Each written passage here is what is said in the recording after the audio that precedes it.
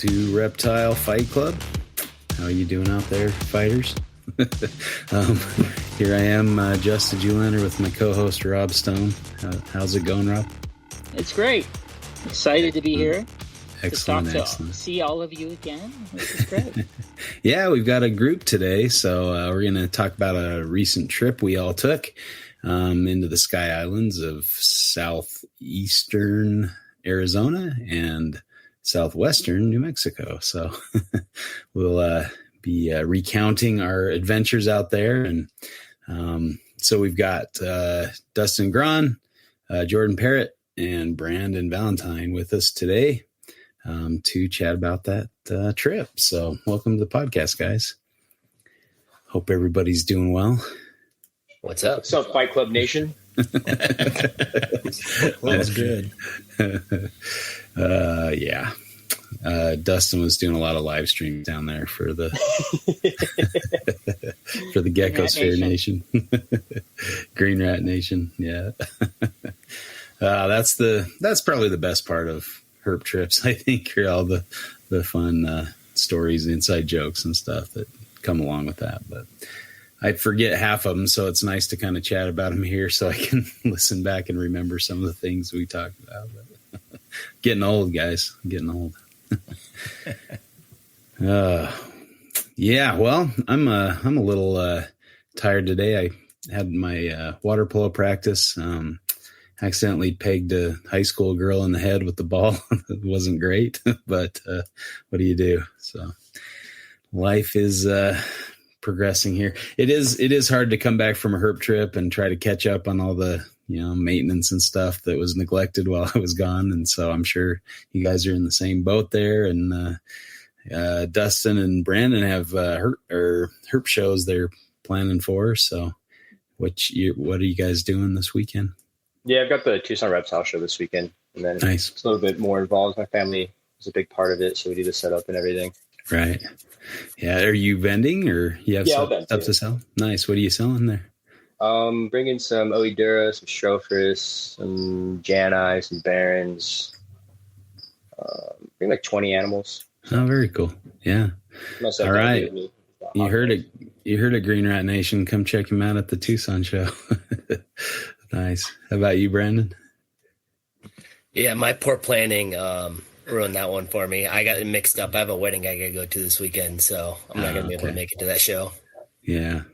Yeah, the Wasatch, Utah show is this weekend as well, but I don't know. I'm hanging out with family instead. My little foray into morph market paid off. I've sold probably 5 or 6 snakes in the last couple of weeks, so that's been good. Running out of stock, but moving some animals onto some new good homes, so that's always good. But making room for animals to have more space, that's always a nice thing to do. But yeah, all my inlands are feeding well, so that's exciting. I'll probably stick those up there sometime soon, and jungles are all feeding on rats except for maybe 2 of them, and that came from Jordan's line. They're turning out nice already. Seeing some nice yellows coming through after a few sheds, and the baby pygmies are still taking their sweet time. I think I've got 2 out of 11 that are feeding voluntarily on their own, and the rest are getting mouse drumsticks, so that's always fun. But yeah, I guess things are progressing as they do. All right, well, enough of that nonsense. Let's get into some field herp report discussions here. So let's see. I guess I'll start with kind of my start of the trip. I left Friday after work, and I guess half day of work, and drove down to northern Arizona. Slept the night in a very noisy campground or kind of dispersed camping off a dirt road. And for some reason, there were these guys in these like pimped out side by sides with loud music driving up and down the road, like until like 2 a.m. It was really an interesting spot. And I think it was just obnoxiously populated area of northern Arizona. So, but Dustin had put me on a spot for some narrow-headed garter snakes, so I wanted to go see if I could find some of those, and got there early in the morning, had a look, and then didn't find any, so I headed down the rest of the way. Met up with Jorden at Bob Ashley's place, the Chiricahua Desert Museum. So, yeah. How about you guys? What was your path over? Well, I picked up Rob from the airport at like midnight on Friday, Saturday morning, and then we just went east from there. Started made a quick stop for some road cruising right at sunset. Mm-hmm. Just didn't really find anything, or I guess not sunset. Late night, middle of the night. Yeah, sleeping, and then hit some torrential downpour on the way there. Oh, nice. Yeah. Made it to a decent camp spot that was completely washed out, but got a couple hours of sleep in the car, and then went out that next Saturday morning. Yeah. You guys got out first thing Saturday morning, and you went out into the Palencios.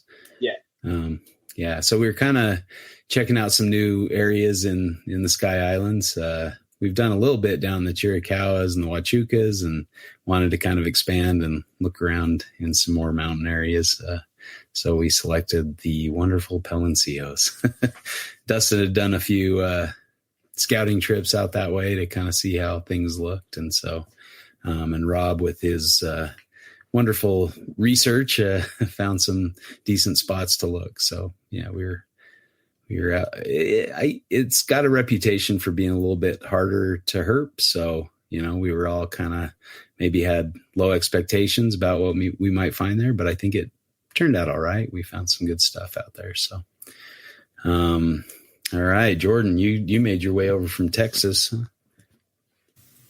Yeah, that was I wish it was an uneventful trip, but of course got a flat tire on the way looking for citrus in West Texas. And so I lost a bunch of time on Friday getting that taken care of. But made my way in through the Davis Mountains and found a Baird's and an emery rat and a bunch of atrox. So it was felt like a good sign that things were moving as I was heading in to meet you guys. Yeah. And then, of course, as you said, pulled in and met you at the Chiricahua Desert Museum and got to hang out with you there for a little bit before we met up with the guys. And, of course, I think the highlight of that was getting to revisit that library. It's more amazing every time I've visited it over the last couple of years. So I dare say it's you'd call it done, though I think that will always be a work in progress if you ask Bob. Right. So but amazing. That was heaven. Right. That was my first glimpse of it, and I was just awestruck how amazing that place is. If you haven't checked that out, it's pretty incredible. Just every sort of herpetological book you could dream of in one spot, and behind lock and key. So, you got to kind of make a reservation. I think they're going to have it so you can search the library and find, for research purposes or writing purposes. They might even take stuff down, scan it. I think Bob was talking about something to that extent. I may have misunderstood him there, but that's what I understood as well. Yeah. Provide certain, excerpts from a book or papers or whatever. I mean, they had quite the extensive library for sure, and just a beautiful room. I mean, you walk in and it's just beautifully decorated, artwork on the walls, nice bookshelves, heavy wooden tables. Would you say, Jorden? Yeah, absolutely. You got to help lift one in or bring one in. In preparation for biology of the pit vipers, I'd stopped by and visited a few months ago, and decided that'd be a good use of my time is to help move a little table in there. It turned out to be 2 dollies, 5 guys, and a whole lot of sweating and swearing to get that in there. So some pretty heavy, very impressive furniture and artifacts in there, and like you say, the artwork's just incredible. And of course, I mean, it's a library. I mean, the library as far as I'm concerned. Pretty incredible. Yeah. And what was the book Bob pulled out for us, the series? That was Holbrook's. That's right. Yeah. And from I don't remember. I've got the reprint of it here, but I don't remember what year it's from. Yeah, old books, expensive old books. Yeah, but really nice the panels and things, hand drawn, really nice artwork in there. Yeah, you can buy the reprint of it. Who did the reprint, Jorden? Is that? It's SSAR did it. Oh, okay. Yeah, in 1976 they did the reprint. Oh, okay. So it's a little older as well. Yeah. About as old as I am. Yeah. Almost as old as I am. Jordan's 10 days older than me? Yeah. 1842. Maybe 1842 is when Volume 1 was published. Yeah. North American Herpetology. It's pretty impressive, though. Yeah, he pulled out some really old books and showed us, and yeah, it was pretty neat to see. I don't know. Bob does it right. He's got all sorts of cool stuff at the museum and at the library, and he was nice enough to let us stay in the dorms there. So we kind of had our home base at the Chiricahua Desert Museum. So that was really nice to see Bob, catch up with him a bit, chat a little bit, hear about how bad my new book sucks and how much work it's taking. So yeah, we'll hopefully have a blue line for that soon and get it off to the printers in a bit, so you can see the terror of such a crappy book. But we'll see how it goes. Glad they've got better minds working on it. So, all right, then Dustin and Rob came and met up with us there, and at the well, you guys were busy checking out old books and hanging out in the Cush confines that day. Again, coming off a 2 hours sleep in whatever it was for us, Dustin, I don't know, 40 hours, something like that. We'd been out working during the day and I'd sweated through my clothes twice. So sweated through, dried, sweated through again. And then we got the monsoon's coming late, and we got drenched to the skin, so that when we met you for supper at the Portal store, always good. I felt like, and I think I felt to you when we went for the embrace, that I just taken a shower in my clothes, huh? Right. Yeah. Well, at least, you washed all the sweat off. So that was good. Just fixed me right as rain. For sure. So. Get all the bush smell off, that kind of thing. The desert sweat smells. It's always good to meet up. Portal feels like almost like a second home. It's just got a really familiar, nice feel to it, and really great spot. So that night we after we kind of met up and had a meal, went out and did a little road cruising that night. As Jorden and I made our way from rodeo into Portal, we saw a giant DOR ringneck snake, which was kind of a bummer. That's one I'd really like to see, not DOR, but alive. And but that night we went and cruised up through the Chiricahuas a bit and had a really nice mammal night. How many species did we end up seeing? We got raccoons, skunks, ringtail cat, foxes. Yeah, I think that ringtail is probably my favorite. I've always really liked ringtails, and man, that was about the best view I've had of one. It just kind of did its thing and let us watch it. It was pretty sweet. Those little raccoon babies were pretty cute though too. Yeah, and I know we got to see either the missing baby, the first time we saw him, or a different mile with 3 that time, but they were cute as well. Yeah, it was pretty cool. So definitely a mammal night, and then a few toads as well. We got some green toads, we saw a green toad that night back at the stay, and that one just came hopping up. Yeah, we were taking pictures. Same thing. This one was just right by the door, but a couch's spade foot, and then did a little cruising. And didn't we get that big old Colorado River? Or I was looking at their range. They don't even go around the Colorado River. I think Sonoran desert toad's a better name for them, for sure. or lickable toad, whichever. I think Jorden proposed that name for him. So very likable. Oh, that's right. Likable toad. And a cool wolf spider on the road that was lifting up his arms at us. What was that, Jordan? Did you ID? I think it was a Carolina wolf. Okay. Yeah. Out of range. It was one of the angriest Carolina. ones one of the angriest wolves I've seen in quite some time. It was pretty fun watching it attack Dustin. Yeah, that was some cool behavior. Yeah, that one definitely wanted a piece of me. Yeah. Didn't it sink its teeth into one of my flip-flops, yeah. Your flip-flops? Yeah, you had a venom in your apparel weekend or week, I guess. I guess that brings us to the next morning. We went out with Bob and remind me the other guy's name. Chuck. How do you forget that? I know. Yeah. Your buddy Chuck. my fixer Chuck.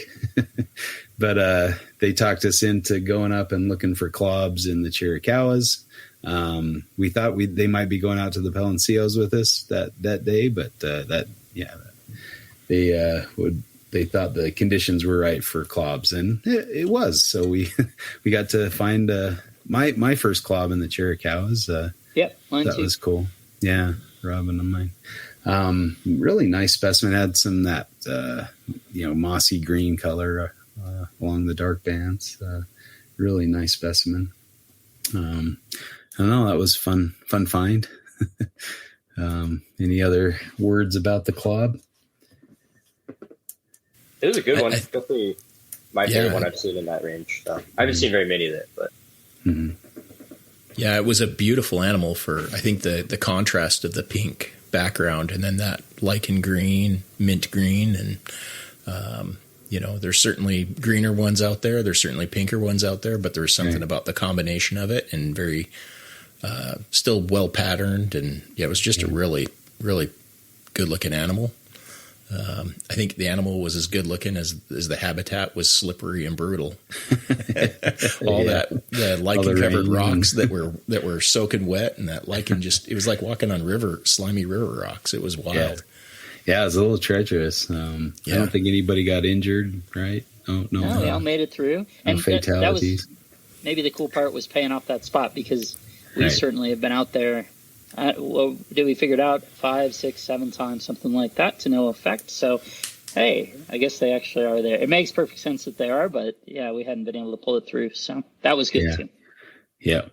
And it was extra satisfying that Chuck had just walked past, and then I was kind of behind him and I heard the rattle, and so I guess maybe he startled it a little bit. But yeah, we got to kind of check that out for a bit. It was pretty cool.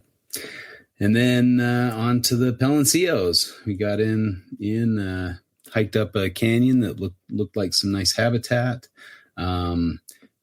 Dustin caught a Scaloporus. Which species was that again?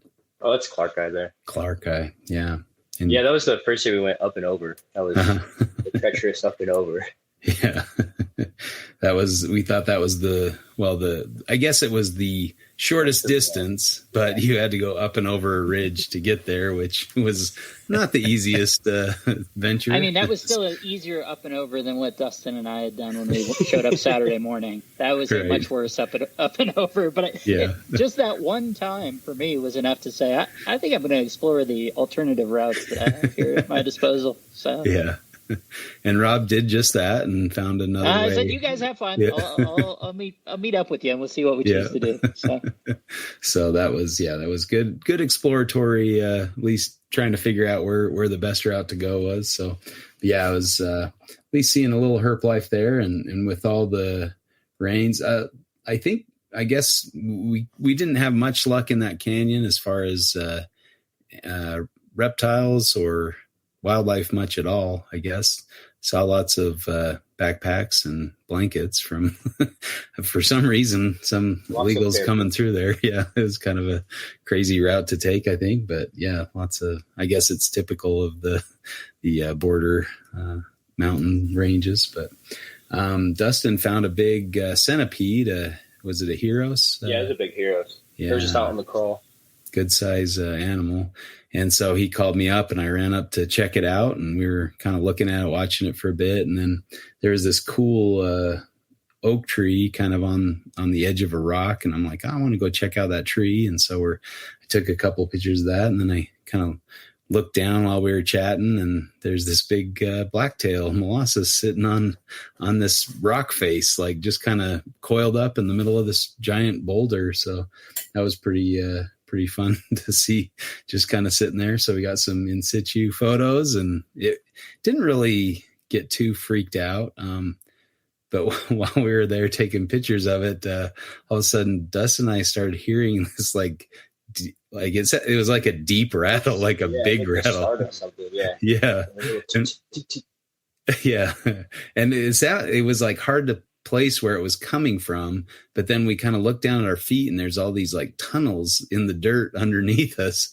So we're like, is there another rattlesnake right below us here? What's going on here?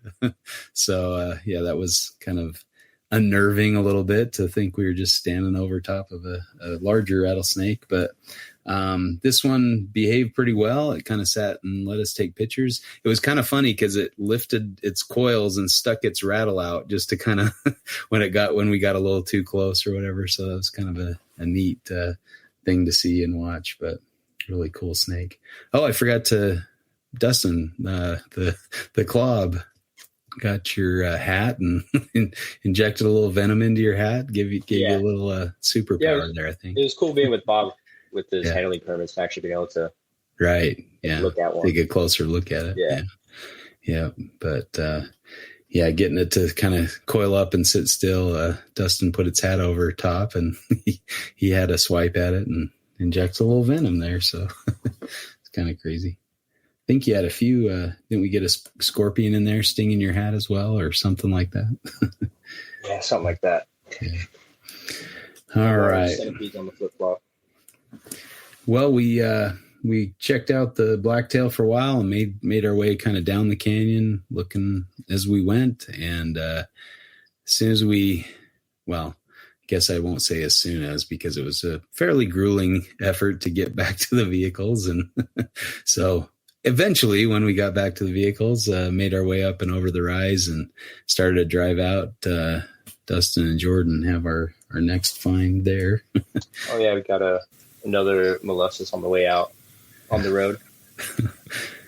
Yeah, this one's fun. It's I've had this happen a few times with this species in particular, but we were driving with the windows down and talking, and he just buzzed us from quite a ways off the road, and so I called it out, and we turned around and go back, and he was a fair ways off the road, but a decent size, blacktail just chilling on the side, on the slope, and wasn't going to let us pass without letting us know that he was there and that he was in charge. So another quick photo opportunity there, and then we headed on down.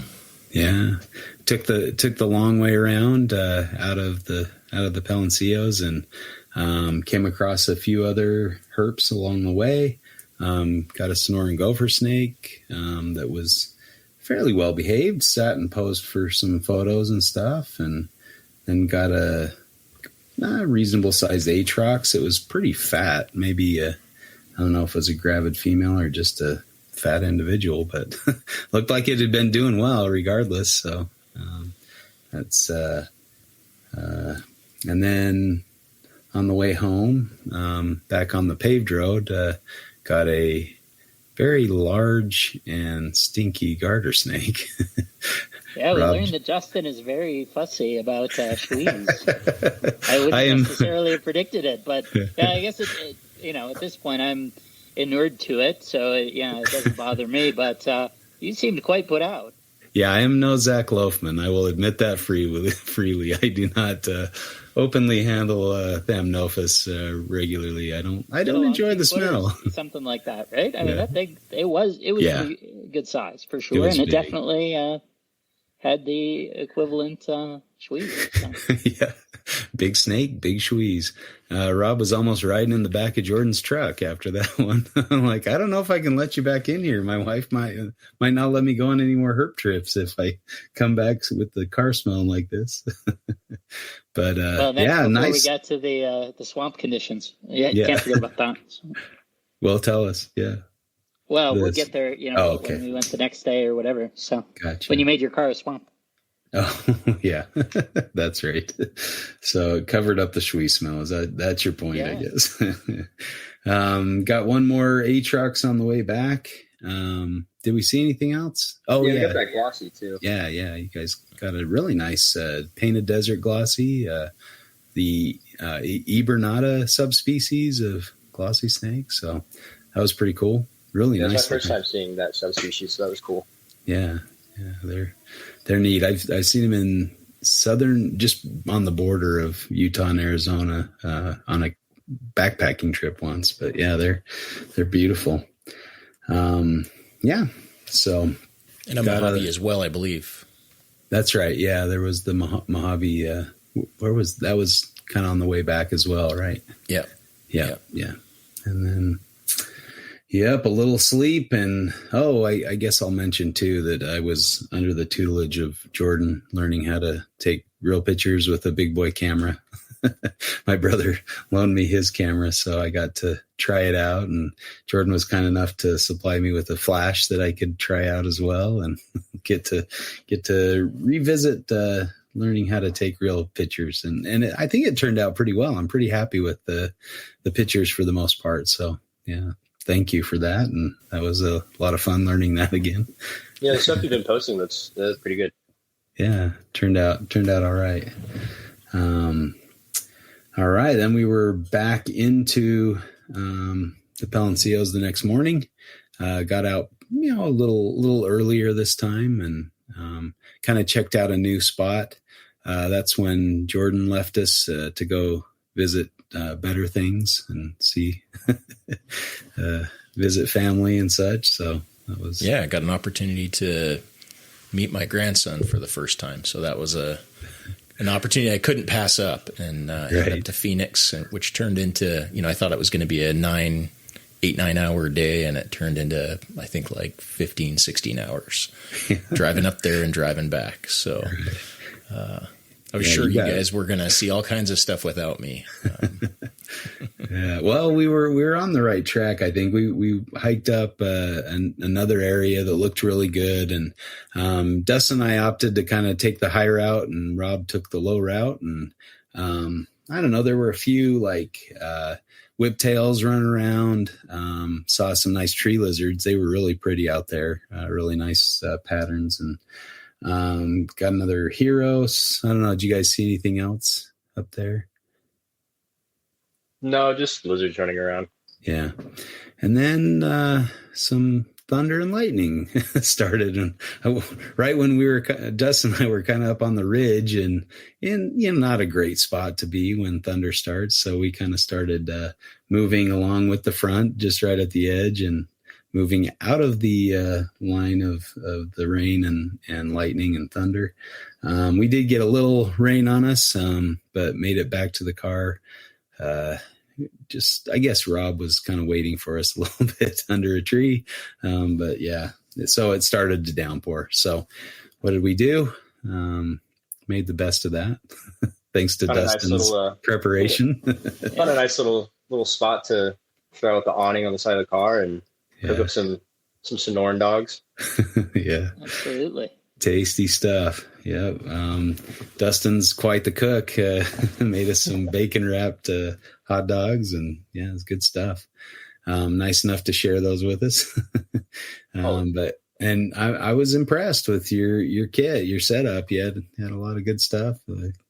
Cook stove, everything was nicely organized. Yeah, it's been kind of the goal this year, just to have everything set up so I can go out for a quick weekend and go herping. Yeah. Yeah, you put me to shame. That's good stuff.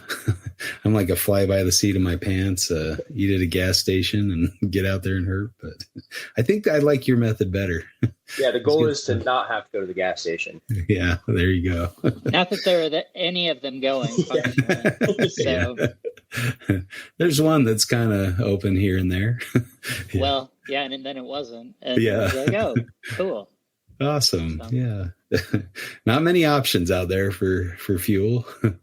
But then after all the rains, made our way up a canyon, and Dustin came across our next reptile find, which was a lifer for me. I was very excited to see these. I'd heard Dustin tell stories about finding these guys and how common they were. So, I'd looked for him for a while. So yeah, but I hadn't been lucky enough. So yep, he ran across a pair of snoring mud turtles. Yeah, there's some more mud turtles right there. And in one of the newly formed ponds, I think. Maybe it's been there for a few days. The day before, but it's grown probably a foot in diameter since the day before. And it continued I hadn't bothered through the to check week. it out. I'm just not the turtle man. Right. So right. Leave it to the turtle man to explore and figure it out. So well, I wouldn't have thought to look for turtles in there. Like it wasn't like permanent water flowing through the canyon or anything. So it's like those are resilient. Yeah. Resilient little animals. Man. Well, and the one was missing a giant chunk of its shell, right? Yeah. It had been chewed on by something. I don't know what's chewing on something that stinky, but yeah. Must have Rob's nasal capacity to put up with schweez. A schweezing turtle doesn't seem like a very appetizing meal, but yeah, that was cool to see those. And, I guess the birder in me got excited to see some of the like Gila woodpeckers, or maybe they were Arizona woodpeckers, hopping around in the trees and stuff. Yep. Not much more that day other than a few lizards here and there. And then heading out, I got my other lifer chelonian for the trip. So another one I was very geeked out about were the box turtles. And we saw 3 in pretty short succession on the drive out. And Dustin was a little impatient with me. He wanted to get out cruising somewhere. So he honked the horn when I was out taking pictures of this box turtle, and the turtle like lifted its head up and kind of to see what all the fuss was about or whatever, what all the noise was. And the turtle had this really bold black and white striping on its neck. And so I got some nice shots of the turtle. I'm like, yeah, thanks for the honk, because let me see how nice that turtle was. Yeah, it was all in good fun, but yeah, it kind of backfired because you got a way better picture of a box turtle than I ever have. So right, yeah, that was a cool animal. So, but yeah, that was fun to add that species. And on the drive out, we found we saw that Texas horn lizard that was not acting quite right, but I don't know what was going on with him. He didn't want to open his eyes. Maybe he was trying to hide from us or something. And then a really large ground snake that had been hit that was kind of one of those orange backed ones with the kind of lighter sides. Really cool look to it. Unfortunately, it was deceased, but cool to see nonetheless. And then out for some cruising that night. I don't know that we found too much after. Maybe some Mojaves and Atrox, but right. Yeah, kind of the same stuff. The rains kept coming at kind of a bad time that would cool everything down. Right as sun was setting. But yeah, made for good toting, but that was about it. There was a tarantula around the stay. It was like kind of next to the walkway or whatever, so that was cool. Big female, more spadefoots around the place as well. And the next morning, we opted to do something a little different than go to the Palencios. So we went up into the Chiricahuas, high elevation, and looking for twin spot rattlesnakes. So, of course, as soon as we got there in the high elevation, it started just pounding with rain, which turned into hail, and kind of doused us. I guess typical for the high elevation stuff, but Yeah. Why don't you take it over from there, somebody? Yeah, it was, we waited for like 30, 45 minutes for the rain to stop, and Yeah. it's quite a drive up there. So we just kind of figured, oh, well, we're here, so we'll wait it out, see if it warms up a little bit as the sun comes. And Right. it was very soggy. I didn't quite expect Yeah. to see anything, but Yeah, it was really wet up there. Dustin. Well, and I had the best service that I had the entire trip up there. So I was able to see that it was a quick formed storm that had just, basically come from nothing out of the west, run super intense up and through us. So that, as we were getting hailed on, it was like, well, it should stop in 15 minutes, and then we'll give it another half hour, 40 minutes. And, in Colorado, same in Utah, all these things is like, okay, well, give it a bit, and conditions change and those sorts of things. So, right. I admit I wasn't all that optimistic, but there you go. Well, and Jorden and I were chatting, and we'd all but given up because we kept thinking the sun might poke its head out and warm it up a little bit, and that would be probably ideal for the area and bring stuff out. But it was not, and we were not being very patient with it. And so we thought, well, let's go chase the sun elsewhere. And why don't you take it from there, Jorden? Yeah. So just as we were having that conversation between, I don't know if it was my words or your words, we heard buzzing at our feet. And sure enough, right where we were standing, there was a very large female price eye just chilling there looking at us. So that was fun to be able to see that when we were all but given up and ready to head back to the vehicle. And it was, like I said, just right there at our feet where we had been standing and talking. So that was pretty fun to find rattlesnakes that way. Right. Yeah. Very coincidental. Like, I'm surprised we were rewarded after we were so wimpy and given up, going to go chase the sun. But yeah, she posed well for us. We were able to snap some shots of her as we saw her there. And then we just moved on, hoping we'd hear another buzz on the way back. But, but that was it. Yeah, we went down a little lower elevation to maybe look for some clobber eye, and Dustin had a really nice spot when the sun was out, kind of hitting through the trees, and it looked ideal, looked really nice. Like I was expecting a buzz at any time, but we walked around for a good hour or two, and yeah. I got another lifer bird, which was nice, but it was not a clob, so not quite as exciting.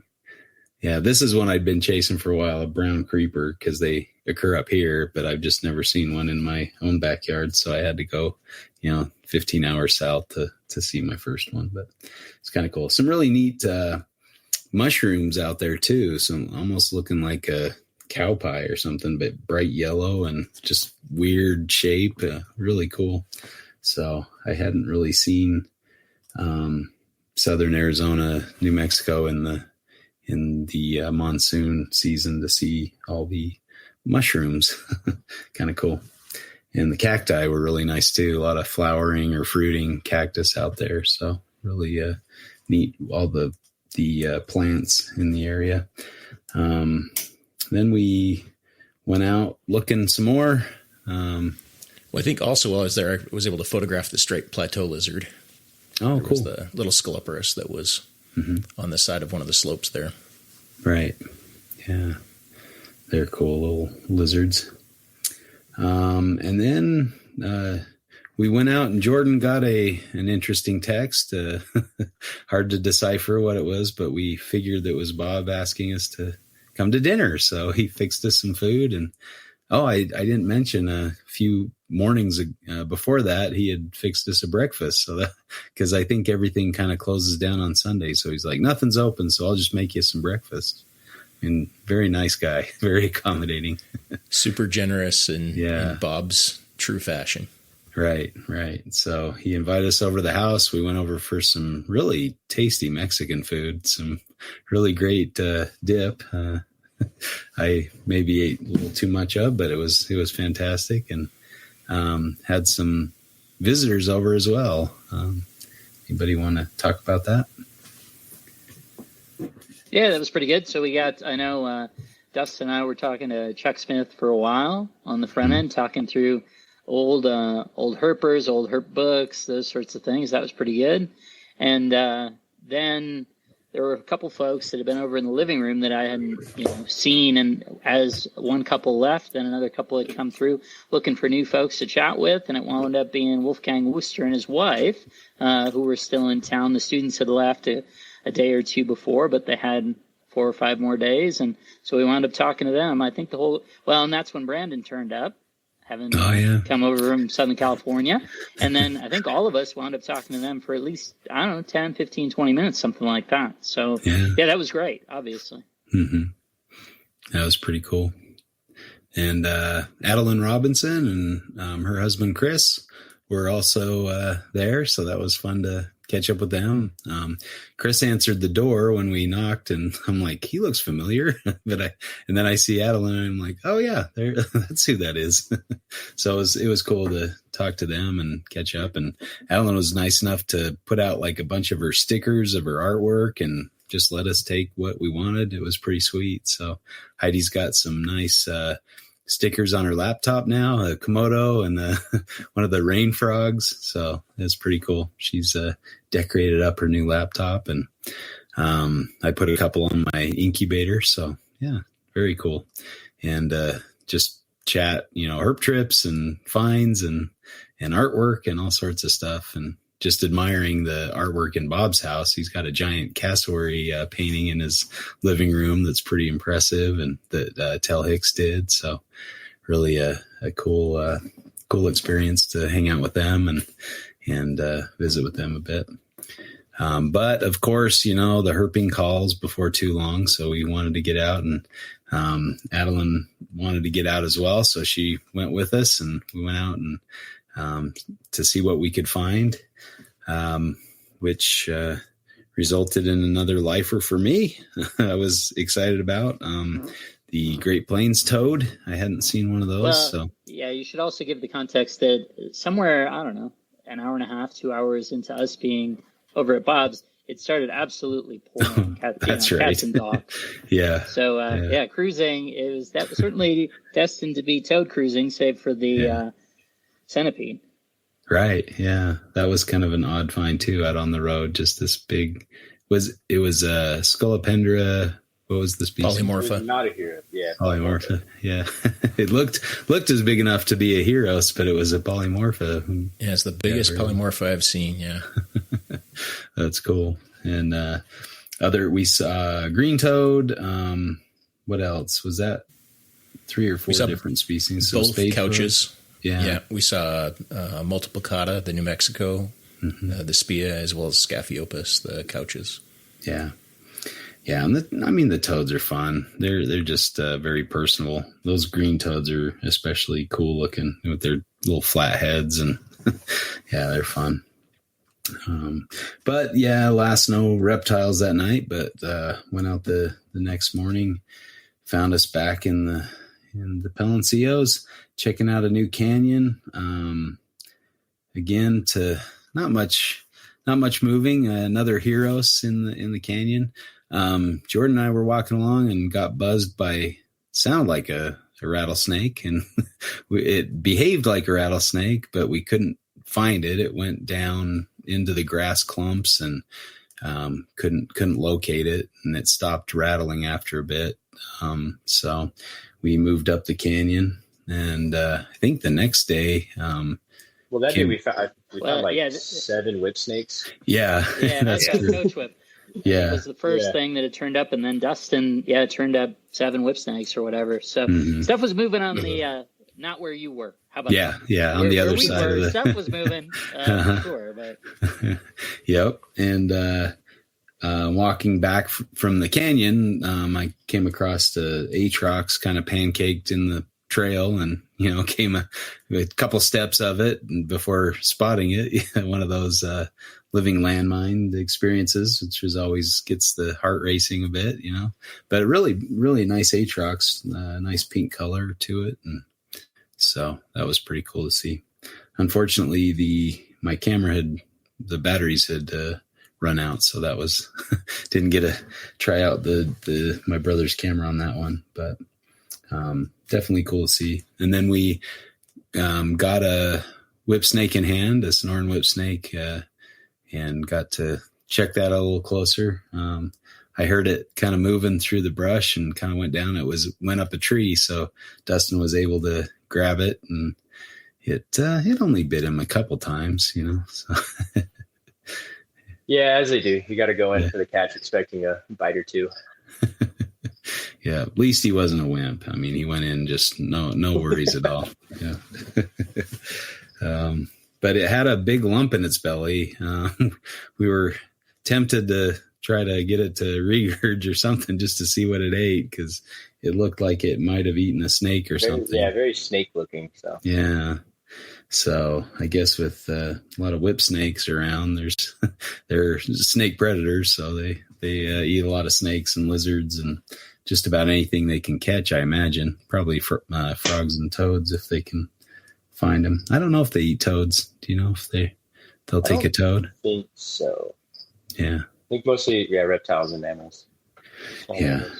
But a really beautiful species. They have kind of a like bluish green head and really nice striping. Cool looking snakes for sure. Very elegant. They're the snake that if someone says the green rat got away from them, that's what it was. Yeah. They're right. Very, very quick snakes. Yeah. I think out of all the ones, that was the only one we got hands on, right? Yeah, I think so. They're fast and smart. Yeah. Well, then another mud turtle that Dustin and I walked right past, and Rob found making its way to get out of the way of all these big guys walking. More lizards. And I don't know where he was going, where he was coming from, whatever it was, but that one was not even near a puddle or anything. Yeah, just that's why we weren't paying attention to thinking turtles, because there was no water really present there. Really nice yellow belly on that one. Stunk nicely as well, so that was good. Another good sized tarantula or two in the canyon as well, and Tucson bronze. Tucson bronze. The mantis was cool as well. The grasshopper manted. Right. Yeah, they turned into a bug knife. Yeah. And then the big Camponotus ocreatus, it's in the carpenter ant family. Okay. Real beautiful red and black, huge ant. Yeah. Stick bug. Those assassin bugs too. Yeah. Stick lots of fun invertebrates. Yeah. And then you guys got to check out the library that night, right? When we got back and see that. We went in and bought a few books, and I think did a little cruising, but didn't find much that night, did we? No, we left pretty late. We went to the library the next morning. Oh, that was in the morning. Yeah. That's right. Yeah. I think we got out. It was rainy. Yeah. Didn't think it was really worth too much effort that night. That's probably when the Diadophus and the Mountain King were crawling around just waiting for us. Like, I thought they'd be out this night. I don't know. You got to turn in early once in a while just to catch up on rest, I think. Well, and this might be a good point to go back a couple of days, because you missed one really cool story, Justin. You and I were cruising up into on the east side of the Chiricahuas, and we saw what looked like a miniature frilled dragon. Of course, us two Australian guys. Yeah. Addicted to Australia, I should say. Yeah. And I was like, was that a bird? What was that? And you're like, I don't know what it. So I handed you my camera with the long lens, and what did you see? Why don't you take it from there? So it did look like kind of a funny, like frilled lizard run to it, because with a red head, right? Like it had this bright red head way up off the ground, and was, but it still had like you couldn't tell if it was 2 or 4 legs on the ground, right? And it was kind of running, but with this huge red head sticking up. Yeah. And so I looked down on the hillside with Jordan's long lens, and there was this Scaloporus. Was it a Scalop? It was a Scaloporus. Yeah, it was a Clark's. Clark guy, with a giant grasshopper. Horse lubber. Yeah, the horse lubber grasshopper. Yeah, which are crazy colorful. Yeah. Their wings are really red. We actually saw one up in the Palencios with that kind of, it would display and kind of raise up those red wings as kind of a flash or a warning or something. Aposematic or something. I'm not sure, because beautiful lizard animals. was happy to eat it, or at least try. I mean, that was a big meal for that lizard, but it was pretty cool. Yeah. I forgot about that one. Yeah, that was on the way up in the Chiricahuas. Yeah, those lubbers are supposed to be pretty toxic, is my understanding. And oh, really? Yeah. I wonder how he fared, or if they have some kind of mechanism to withstand the toxins. Pretty cool to see that kind of stuff, though. See those predation events, and get some pictures. I don't know how the pictures turned out. They turned out okay. They did turn out pretty good. Yeah. Okay. I'll send them to you. I thought I already had, but I will do that. Yeah. I'd forgotten about it because I don't have the pictures to remind me. Oh, and I forgot to tell the story of Justin's Gulch. So we were driving, my first drive into the Palencios, and there were some washout areas where the water had come across the road, across the dirt roads, and most of them weren't too bad. You could kind of slow down and then just drive through them about 30, 40 miles an hour. The Gulch was not one such crossing, and I had brought a cooler, like a little spigot, to pour water out of, and had the great idea to bring this big orange cooler and fill it with water and ice, and so I could have ice water anytime I got back to the vehicle. And we hit that thing, and I look in the rearview mirror and see the cooler rise about hit the ceiling about, and then turn sideways and just start dumping water and ice throughout the vehicle in the back. So I ran back there after making sure the front end was still attached, and opened the back and shoveled out all the ice and as much water as I could get. But it was pretty saturated. And then with all the rain, like I took it back to the place, and Jorden drove the next day, but I left the windows down so it would dry out, but then it started to rain. So it was getting, well, I think the first day I had the windows up, and it was kind of hot that day. So I opened the car and it smelled like a complete swamp. So that was the reference to the swamp that Dustin mentioned earlier. But yeah, it was a fun experience. Yeah, I think it was mostly, so I was riding with you, and this was so it was either second or third day that we were going down there. So I had been through this previously, and Dustin always showed great care going into all of these dips and across all of the cattle guards, and you did not operate with the same level of regard. Universally across all of these that Dustin always showed based on his sort of lived experience of it. And so I was just taking good fun and enjoying the ride of like, we took this at half of this speed. And I saw that one coming and was like, well, I guess we'll see how this goes. And it more or less stopped the vehicle. It was not one that you could easily cross over. I think it ripped off something that then was dragging around the front. Some of the undercarriage or trimming, the trim stuff, just plastic sheeting or whatever. But nothing vital, thank goodness. And the car's still running okay. I did have to replace a tire when I got back, and along the way, luckily I had one of those little inflators, the small rechargeable ones. So I filled up my tires a few times on the way home. So I don't know if it was that event. I know if you hit a curb too hard on your bike or something, it can make these two little holes. They call it a snake bite or something. So I did get a snake bite on my vehicle, I guess. And so, fortunately I had road hazard on the tires, and they just fixed it for free. So good times, but very good. Kind of a pain. Yeah, you were out there scraping the ice, and I was laughing maniacally, as I'm wont to do. So well, it was very funny. Jorden and I we were cruising behind you guys, and we come up over the hill and like, oh, they got something pulled over. We get closer, it's just Justin scooping ice out of the back of his car. Yeah. I think one more time during the trip, I think Jorden, were you driving in your truck? Yeah, it was in my truck. I didn't slow down quite. I thought I'd slowed down enough for it with my bigger truck and the big suspension, and I was wrong. We had a good bounce. Got bounced around a bit, tossed around. No major issues after that one either. No. Yeah. Yep. So again, that the next morning we got to check out the library again, see that. Bob talked about the possibility he's having a giant statue of a moa, was it? Or an elephant bird.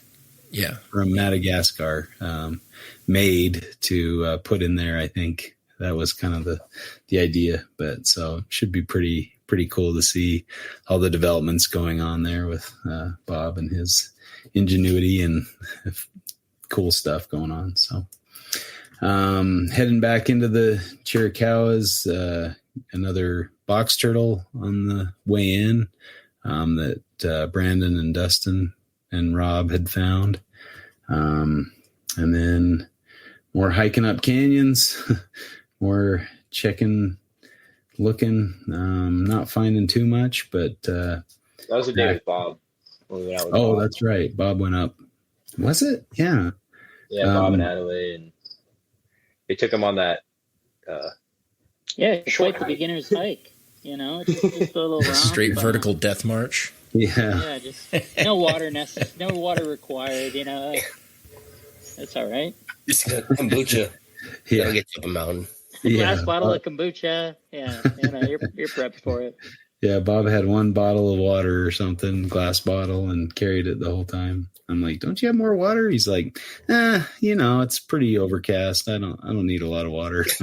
And then, we went up the face of the hillside to get up into the rocks above. And it was a bit of a steep hike, but Adeline and Chris handled it pretty well, but they didn't spend much time up there because Brandon and Dustin and I were up there and kind of looking around like, where did they go? And they were already halfway down the mountain by the time we realized that they'd gone.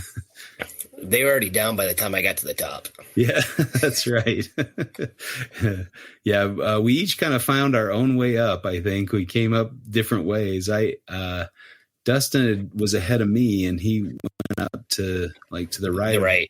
Yeah. You went up the center, and I went up to the left. Yeah, that's right. So we kind of found independent paths up, and then, it was a cool area, but just nothing moving. I guess it was kind of overcast, but the highlight for me was as we were going up there, could hear an aircraft flying over, and growing up near an Air Force base, could tell that was not a commercial jet that was flying over. And so I'm looking up and trying to spot it, and it's an A-10 Warthog, which is something I don't see very often. I know people in the Phoenix area see them more frequently than Southern California or Texas guys, but it was really cool to see that flying over. And as we're hiking a little bit farther in, I hear some more, and I look up, and they're doing dogfighting training above us, and there was at least 3 dropping flares and pulling all kinds of tight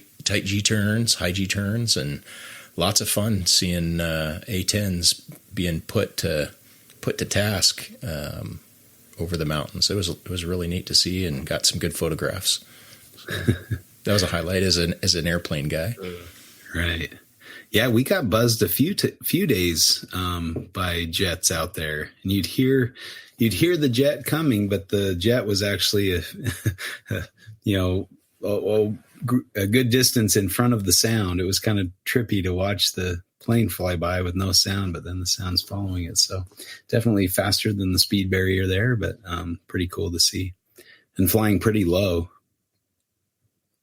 For sure. It reminds me, we just mentioned a couple times, and it reminded me that we didn't mention that when Saturday, when Dustin and I had gone out there for the first day, inadvertently made a couple Border Patrol agents put in more than they probably expected to for a day's work. We had gone, as I say, up and over the brutal way, and then we'd probably been in there 3 hours, something like that. And I'd gone up on a ridge and come back down. It was just sort of, hanging out, casually poking around as I'm wont to do.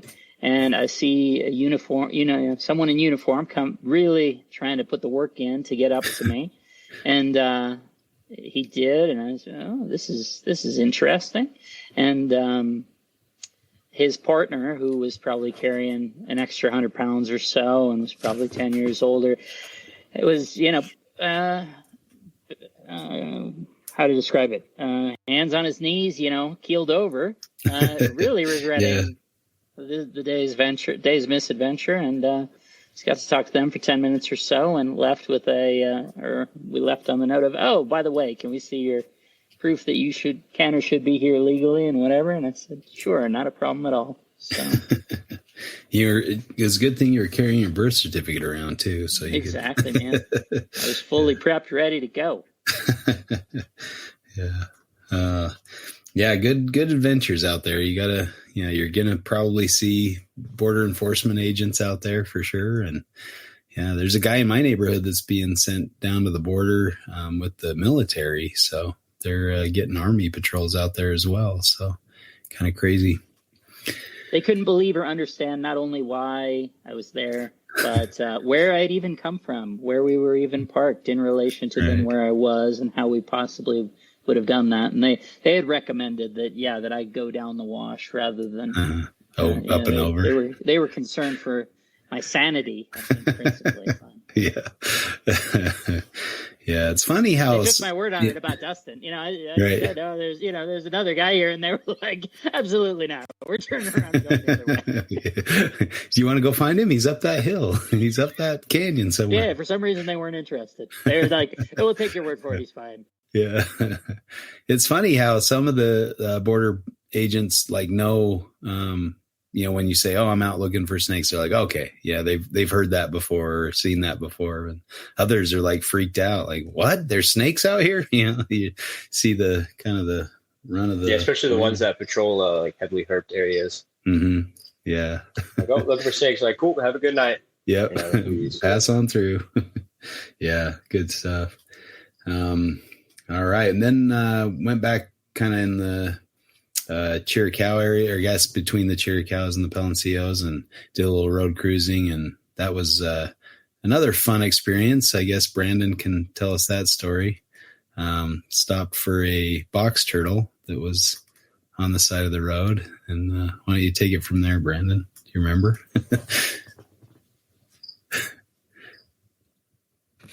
No, I do not remember. Oh, okay. Not a stink bug, right? Yeah. Well, when you stepped out of the car to look at the box turtle. Rob was getting out, and I looked down because there's a big old thorn bush, and I just see this little patch nose just hauling his little ass back to the hole he probably came out of. Yeah. And I was like, oh. Yeah, tiny little. Yeah. A hatchling with a food bolus. So he's doing it right. Off to a good start. He got to a good start. Yeah. Yeah. Really nice looking snake too. Really, but tiny. Yeah. Oh, I guess we did a little lizarding too on the way back, and found the collard. Maybe Dustin can do that one. Yeah. Yeah. Good baseball dive for a collard lizard. Yeah. Right onto his flashlight. Yeah. You got it. So that's, yeah. And he actually sat and posed nicely for some photos, was doing some head bobs, and couldn't be bothered less by us. It was pretty cool. Cool looking lizard. But those are the eastern collards out there, right? Yeah. Cool stuff. But yeah, tortoise or box turtle and the patch nose, and we did a little cruising. Jorden and I went up a little bit north and saw what a really nice Atrox, some really shy Scoloporus, light, like white colored. I'm not sure if they're Clarkeye out there or if they're probably Clarkeye. Yeah, I know at least a couple of them were Clarkeye, but there was, like you say, there were some very, very light ones. I thought they were Urosaurus at first, and but then they were definitely Scoloporus, but smaller than most of the Clark eye we'd been seeing, but didn't get a good photo of him. The light was failing us, and we had bigger lizards we were hoping to see. Yeah, and the Atrox was really light too. Really kind of a light. Yeah, it was a really beautiful animal for that area. Didn't have any of the peachy pinks that you sometimes see in that area. It was just a very ghostly. It was a really neat looking snake. Yeah, really unique. Yeah, and then I can't remember what else. I think we got skunked that night as well. Not much moving that night, or remember what the other guys had. Of potentially the Scoot Prairie. That's right. We were certainly in that zone, and as Jordan pointed out, really a lot of it comes down to the head scalation and does it fit neatly within those. I'm sure your pictures are the best situated, at least on the one we brought you. Probably the one that we didn't was actually even more likely or higher percentage of a mix based on the sort of combinations from just the camera shots that we had. Yeah. But the head scalation on the one we did photograph was certainly in between the two. It definitely looked very Mojave, but I think it was your point. It did have a little more extra of the side blotching than what you'd expect from some of the other ones that you saw there. The tail was a little bit muted, not as much of the cream and black, but still overall, it would. My initial gut was Mojave, and so I took some good headshots so I could look at scales. But yeah, that was Daunt Mojave scalation on the head. You had way too many scales in the prefrontals and in between the oculars, and it was really neat to see that because I've of course heard lots about that, and I've spent a lot of the time in that area and photographed a lot of animals there, but I'd never really thought of there being hybrids. Now that knowing that there's hybrids and you look at it, it's like, oh yeah, that's not. I mean, it's.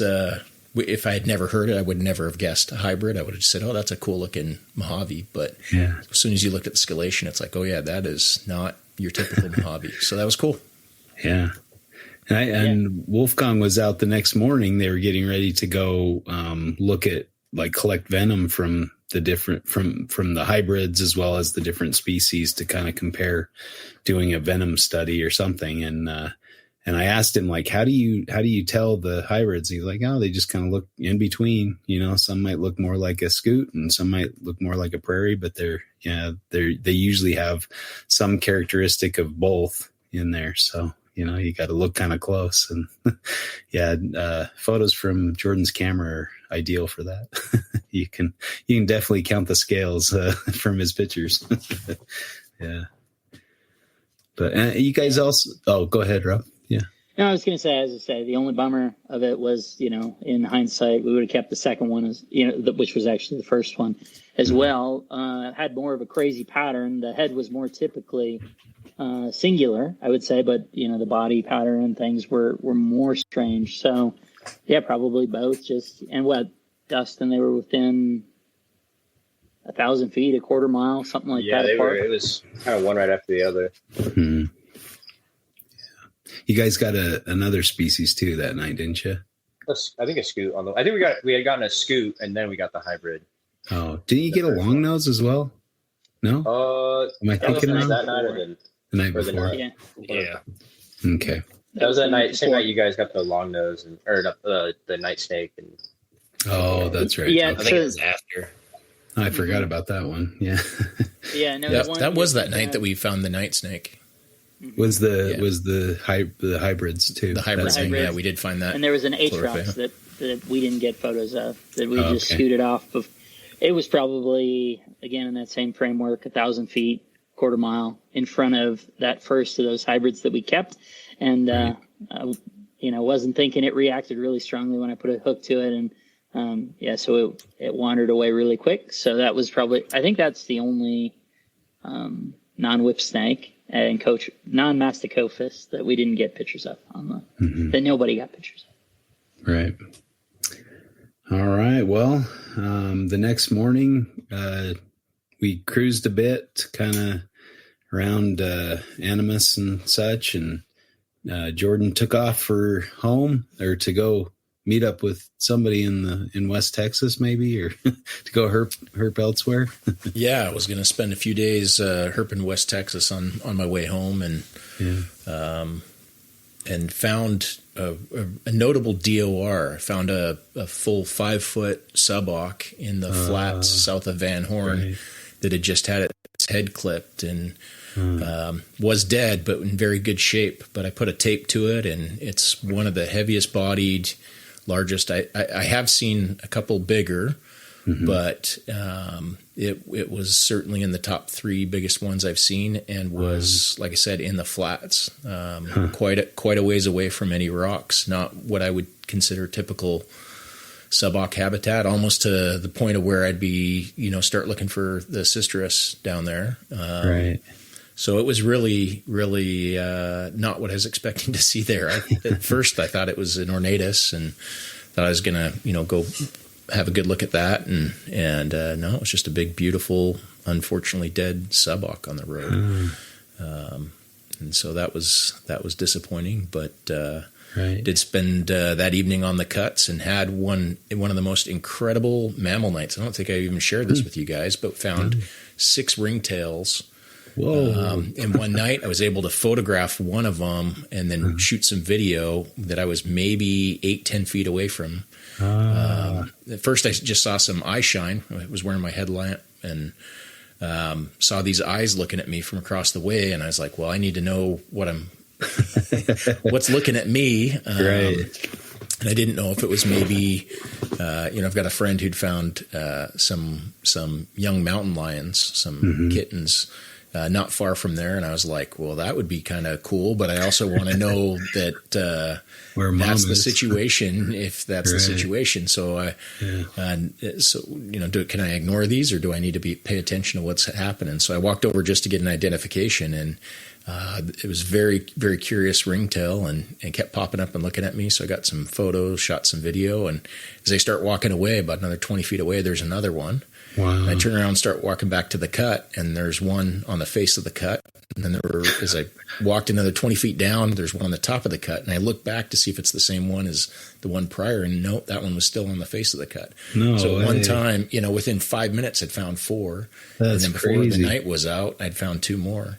So I've got video of 3 of them and photos of two others. And it was, really an incredible night. And of course, it's a good area for spiders. Found some more of the big-eyed hognas and the giant crab spiders, the huntsmans out there. And nice. So gopher snakes, atrox, a bunch of scoloporus on the cuts, but nothing gray on the cuts. That's cool. I'd be curious to see the ringtail footage. That's Awesome. That's great. Yeah. Well, cool. Yeah, I went in to the Pels for a bit, and on the way got a couple more box turtles and I think 3 Texas horn lizards. One was all muddy. That was the only one I could get pictures of, but the other 3 made their way off the road. There's also a javelina crossing the road when I was making my way in to kind of almost complete the mammal diversity for the trip, but none of your pets out there, Jorden. Why can't I think of the coatis? Yeah, the coatis. Yeah. We didn't see any of those this time around, but yeah. So I was happy to see a javelina. I got a kind of a crappy picture with my cell phone through the front windshield, but that was about it. And then making my way into the canyon to meet up with the rest of the guys, I came across a hatchling mud turtle in that same pond where Dustin had found the pair. So I guess they're doing their job, but it was just the tiniest little thing, about the size of maybe a silver dollar or less. Really small individual. And then saw one of those lubbers that where they kind of have they're green, but they put up their green wings and you can see the red and black underneath. It's kind of cool. But then it was time to get out of there, and drove through some pretty torrential rains along that road and saw a couple more box turtles, moved one out of the road, and and then went up to kind of head back home. And I wanted to go look again for the garter snake, so I kind of made my way north as far as I could. Got a couple nice atrox on the night, a couple DORs, and then slept over near this reservoir and woke up to really nice scenery. It was really beautiful. But then made my way the next morning to the spot with the garters and found one and decided to drive the rest of the way home. So that was the end of the trip for me. I think, how'd you guys end your trip, Rob and Dustin and Brandon? Yeah, so we didn't stick around. I don't think that too much longer on the day that you had departed from us in the Pels. We went down the other way and found an Atrox that was staring at the border wall. So we got to take a few photos. That was pretty good. Followed the road a little bit. Got to ride a pony. That was good too.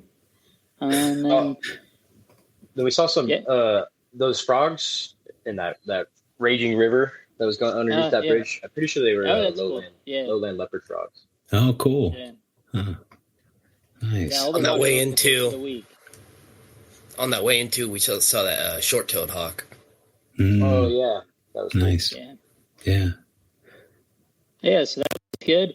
I don't know. I think Brandon was on restaurant duty as we came into town and picked an interesting place and wound up with a cheeseburger the size of his face. So that was pretty good. Oh, there's that pony ride place on the way in too. Yeah. The pony was good. Yeah, you guys had some fun pictures of Rob for your contact photo. Dustin too. But, I didn't expedite sharing them, so I'm going around the whole bag. You just have dirt on them for future. Yeah, I guess so, huh? That's how they used up their dirt capital there. Theirs has been spent. But not the other way around. So it really looked like you knew what you were doing there, Rob. You were a real pro. Yeah, pro rider.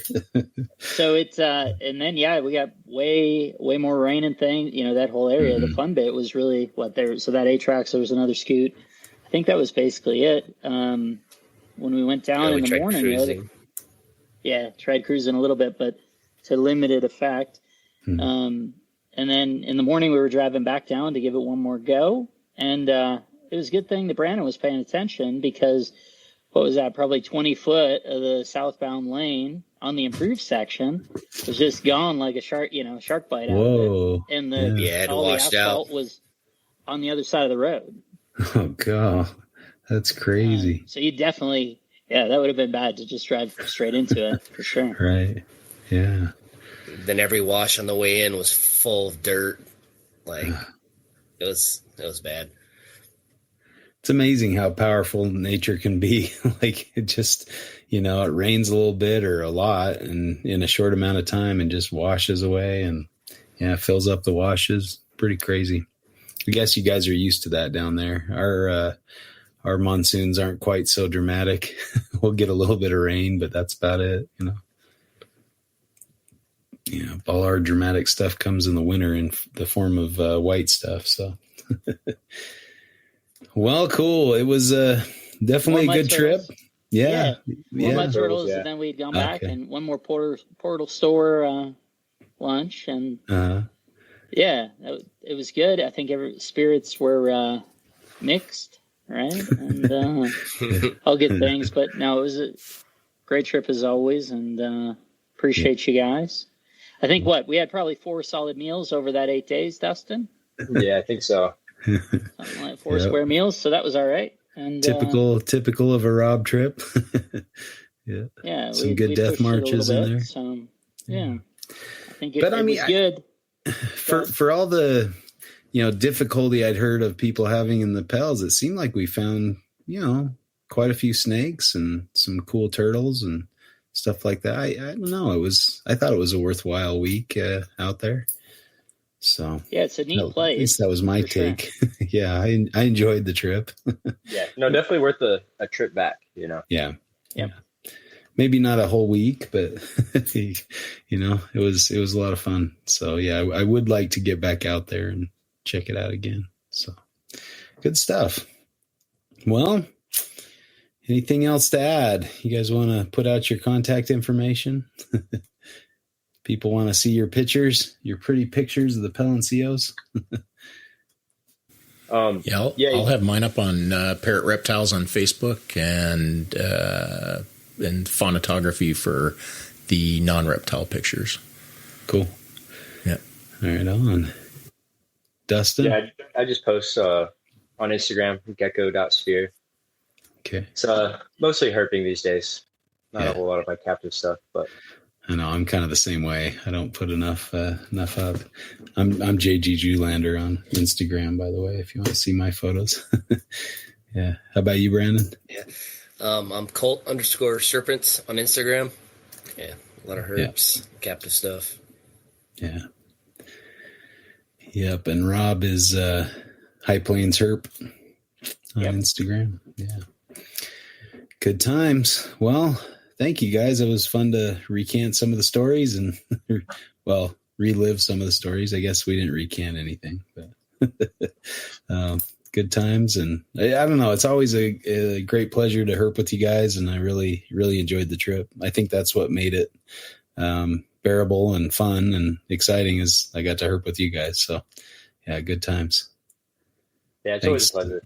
Yeah. Thanks, Rob. Appreciate the invite. Even when it's not, right? Yeah. Yeah. Might be fun. Makes for some better stories when it's not as fun or when there's mishaps, I suppose. Yeah. Yeah, it was great getting in the field with you, both Brandon and Rob. It was first time that I've been in the field with either of you, so good to press some flesh and get out there and suffer alongside you in some brutal country and looking at some beautiful animals, and can't wait to do it again. Yeah. Absolutely. Oh man, the cold is moving in fast here, so I'm not looking forward to a Cache Valley winter. It would be nice to get out to Australia or something like that. So Yeah, the mornings are starting to get brisk here. Yeah. Kind of crazy, but Not over here. It's still burning. Yeah. I imagine Jordan's probably not too cold yet. Mid 90s in the daytime still, and mid 70s at night is the low at night. So still plenty warm. Yeah. Hopefully it persists until you're able to come out here next month or later this month. Yeah, it's not even next month anymore. Yeah, we got a couple weeks and back out into it. So looking forward to hitting the Texas Carpet Fest and meeting some of the Texas folks and seeing Reptilandia.